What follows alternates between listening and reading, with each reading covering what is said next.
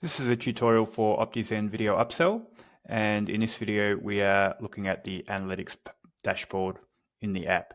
You can see here on the left hand side in the menu there is a link to analytics, which will open up this analytics dashboard. So you can see the data that is tracked with the app: total impressions, total views, total revenue, add to cart conversions, revenue conversions, add to cart rate, revenue conversion rate, and active campaigns. So this section here is a summary. Total impressions, so what that means is if the app block is loaded on a page, that's counted as an impression, and the customer doesn't have to take any action on the block or the upsell. It's just been loaded on the page when the page loads. Total views, that is when the customer actually clicks the watch demo video or watches a video, the view count is recorded. Total revenue is when an upsell transaction is actually completed and the total of the upsell revenue is recorded here.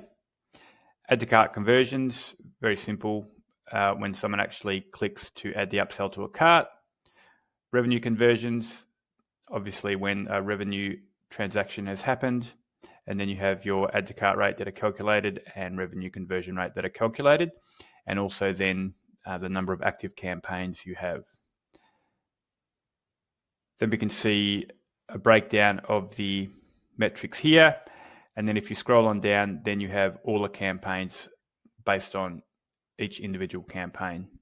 Now, it'll also track historical data. So if you delete a campaign or an inactive campaign, it'll keep that historical data and will show in the summary. And then obviously you have your active campaigns as well. So all the same data is recorded per campaign, so you can see which campaigns are performing and which may not be performing. Then if you go back to your dashboard, there is also some conversion data or analytics data that shows in the dashboard quick view as well. So you have views, conversion rate, and revenue for each campaign. Okay, that's how the analytics work. Thanks.